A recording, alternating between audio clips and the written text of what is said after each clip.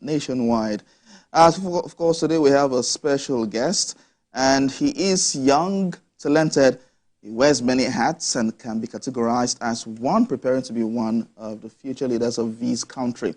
Olumide Oworu is an award-winning veteran actor, speaker, and politician, and he has featured in films like Voltage, A Tribe Called Judah, Saving Onome, Tangled Heart, and many more. Oworu commenced his acting career at the age of 6. Where were you? What year was that? I should be 19. Well, let's don't calculate his age now.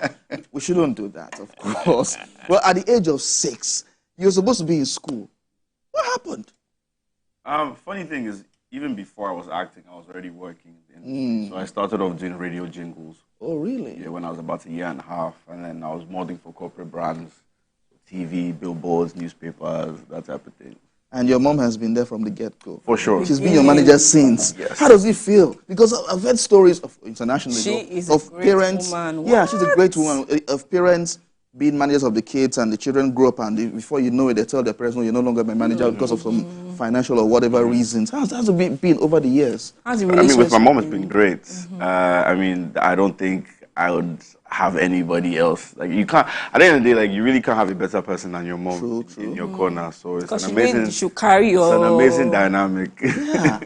Well, congratulations on that front, though. But I know that over time, from the time of Tari Johnson, people have seen you in that light and not seen you in different lights. So I realized that you've been taking on roles that brings you away from that mindset. Why did you decide to do that?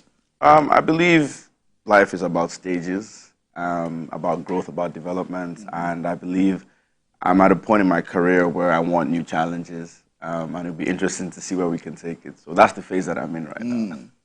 So being a child actor and being a more mature, I want to know, like, what steps have you taken apart from just taking the more mature roles? I mean, I saw the trailer for Saving Onome, and I was surprised to see that you were the husband and the father. And I was like, I mean, normally it's either the elder brother or the younger brother or second to the last born or something like that. Tribe Called Judah. Yeah, Tribe Called Judah. So, I mean, what are the steps that you took apart from taking roles that that are more mature than being a younger brother or something? I would say just taking time to pay attention to my own personal growth and development, even outside of the industry. I basically grew up in front of the cameras. Yeah. So it's only natural that as I get older, I'm going to want a different type of challenge. And that's really the point that I'm at now. Well, how has the acting journey been so far? I know it hasn't been very easy, but being a child actor, then now being more mature and almost 30 plus.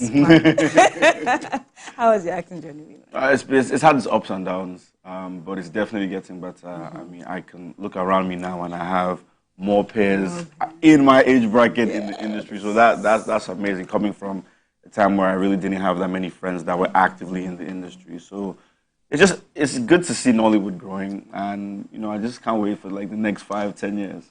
True. So why did you now decide to go into politics? So I regard myself as a very empathetic person. People around me can attest to the fact that I'm always trying to make sure everybody's good. And I genuinely believe that we owe it to society to give back, especially when you're in a privileged position. And I am in a privileged position by virtue of the things that I've been exposed to, the position I'm in because of my work. And if I do have a platform, what am I using that platform for? And what causes am I lending my voice to? And most importantly, what am I doing to really encourage other young people to pursue their dreams and just know that whatever you want to do, you can go out there and get it.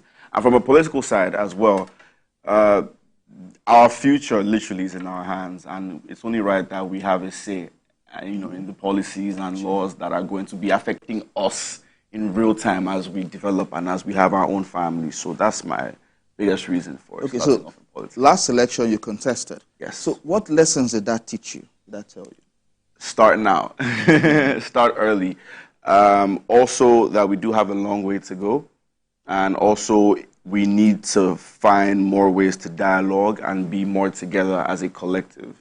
Because, Nigeria is one of the most diverse countries in the world. And as such, we have different temperaments, different opinions, different mindsets. So we need to find ways, especially as young people, to band together because we cannot do this in isolation. We have to, come together, put the numbers together because it's a numbers game at the end of the day. And we really need to understand how the system works.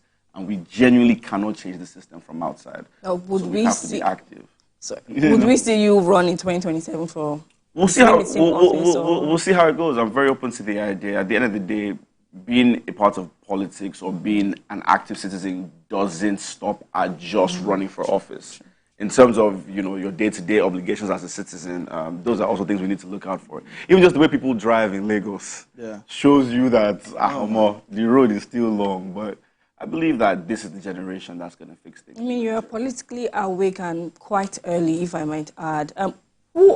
Let me just say, who is your mentor or someone that you look up to in the political space? I would say, first of all, I believe the family unit is the most important unit in society. And a lot of the thoughts I have towards nation building stemmed from just paying attention to my parents. Just conversations in my household with my parents, watching my parents and their friends, my uncles, aunties, just talking about politics at family functions, and always just hearing them have a positive outlook regardless of what the situation is. I think that has greatly helped me because if all we're hearing is negative things, it's easy to be conditioned along those lines.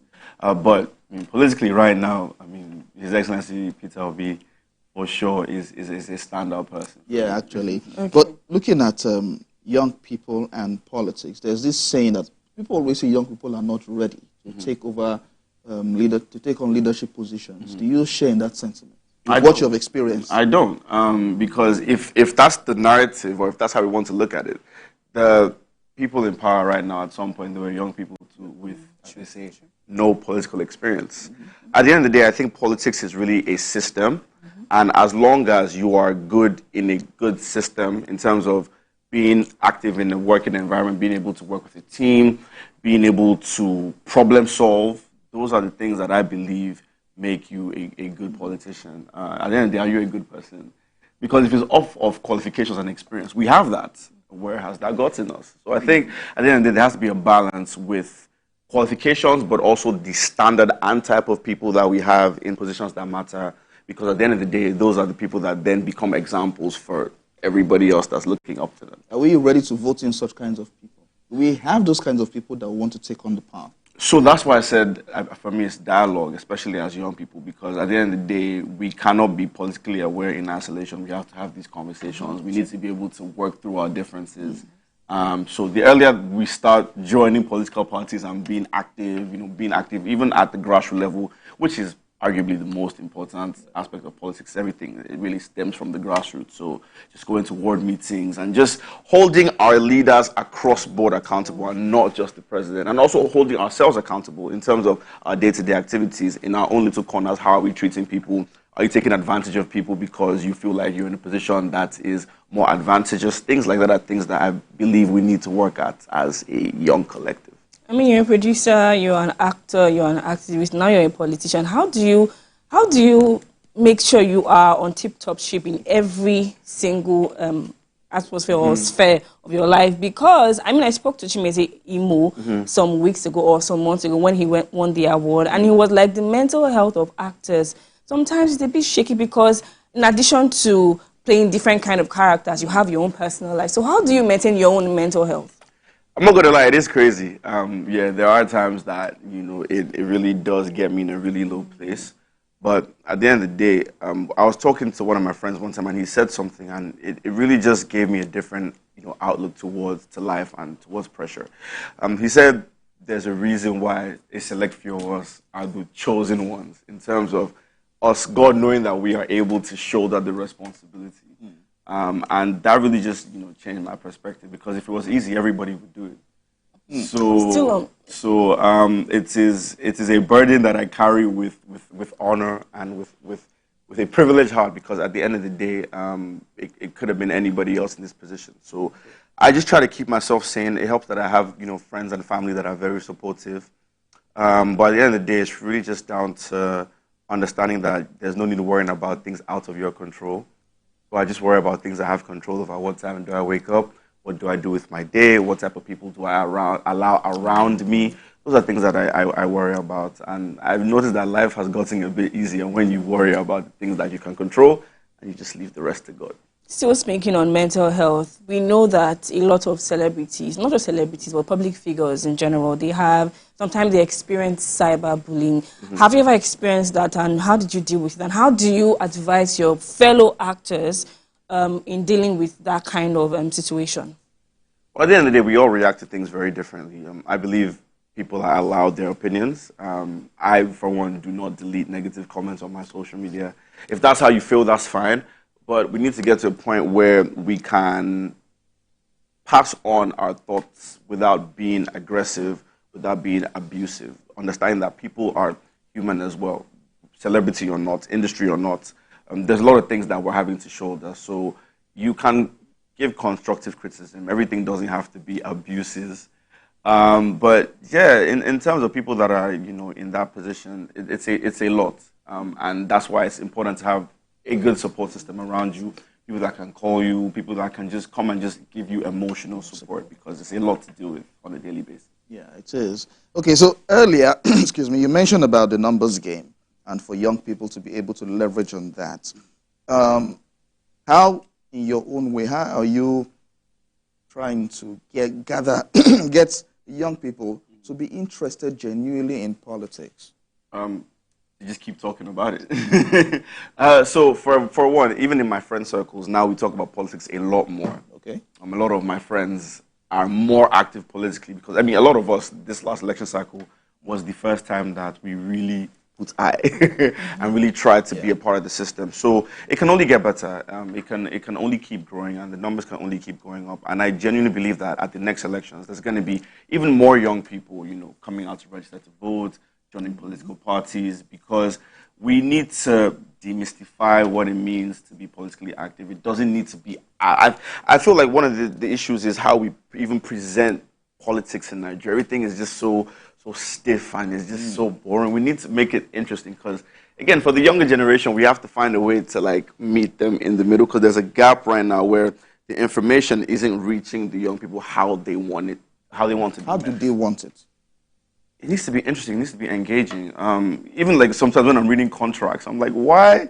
It's quite a lot. Why? Can't you just put this in simple English? Everything just has to be so, well worded, big words. And sometimes even just looking at it from a numbers perspective, when you're talking about, there's XYZ percentage of young people that are not voting, or we're talking about things like voter apathy, that focuses more on the negative side. I feel we need to also start focusing on the positives of being a part of the government process, tapping into social media, creating content that's easy to consume, easy to be reshared. And I think that these are the ways that we have in terms of modern day problem solving.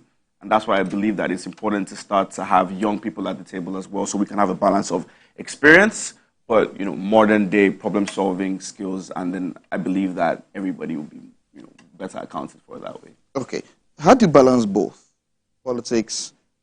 Maybe three. But politics, your speaking engagements, your acting roles, and so on. How do you balance all of this? I'm a multi-talented person. Yes, you are. And again, I just try to have fun with things, so I don't put too much pressure on myself to really spell everything out. I kind of just take things as they come. But in terms of balancing politics and everything else that I do, I genuinely believe that politics is not a career. It should be service-based. Okay. So number one, you need to prove yourself in your own field in terms of your capacity to lead, capacity to be effective. Are you teachable? Can you reproduce said information? And when you then have all these skills, it's easier to then take it into the political space. But I believe politics should be service-based. It should be, you come, you bring your ideas to the table. After some point, somebody else comes and tries what they think they can improve on in terms of your own ideas. So you need to have something else that you're doing. I think we have a lot of career politicians in So you believe politics should be part-time?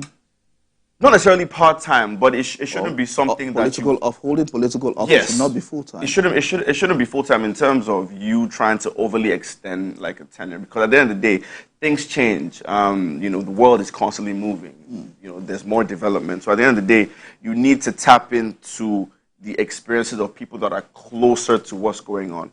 For example, I'm a young person in Nigeria, so I'm in a much better position to talk about what it means to be a young person growing up in Lagos now, because I'm facing these issues in real time. People around me are facing these issues in real time. So it's really just about having a nice balance, you know, with your day job and then also service. I think if people approach politics from a service point of view, where they really want to try and do better for the society and make sure that the average person's life isn't harder than it really needs to be, these are the things that are going to start counting. Let's speak about actors now. Some weeks ago, rather some months ago, we saw Mr. Ibo, of blessed memory, asking for funds for his health and everything. And over the years, even while we were still quite young, we would see actors soliciting for funds.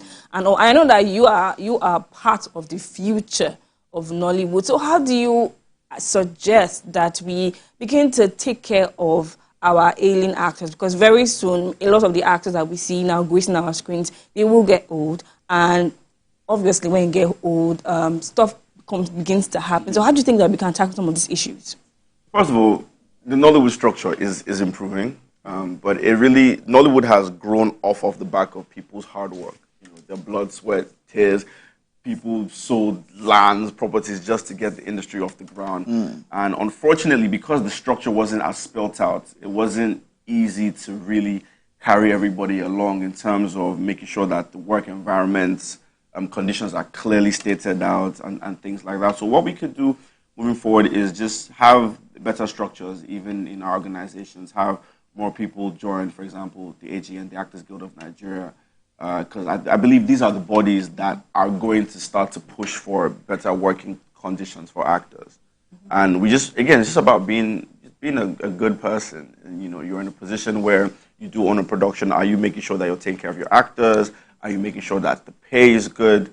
And also, again, just more government development. I believe that, I mean, right now, Nollywood is one of the highest employers of labor in the country. And we're doing that with next to no government support. So I believe that, you know, with more government support, more corporate bodies tapping into the industry, there'll definitely be more capital. More capital means we can scale up and increase the standard across board for everybody, not just the actors, but even for the crew as well, because they go through a lot. And Nollywood filmmaking is a big thing. There's usually like 30, 40, 50 plus people on production. Yeah. So it's bigger than just the actors. It's really just trying to make sure that the industry in itself just grows and, you know, we can have better terms and conditions for everybody. Is there a plan to have to see you doing your own movies? Oh, for sure. For sure. I'm definitely going to, you know, take producing, you know, a lot more serious. I'm definitely going to direct at some point as well. But right now my focus is really on just understanding not just how to grow as an actor, but also the business side of things, because that's a whole other conversation. Sure.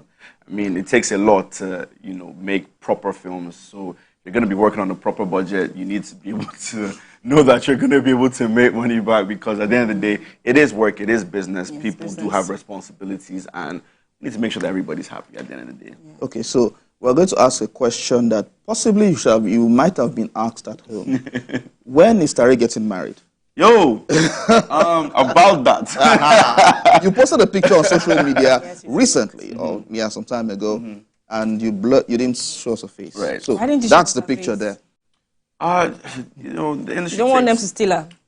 I'm not even scared about that. Like, I'm very secure in my relationship. But at the end of the day, the industry takes so much in terms of just your time and a lot of your privacy on a daily basis. So as much as I can keep for myself still, I try to guard that as much as possible, because it helps me feel normal as well, and it keeps me grounded as well. I don't want every aspect of my life to feel like it's a celebrity thing.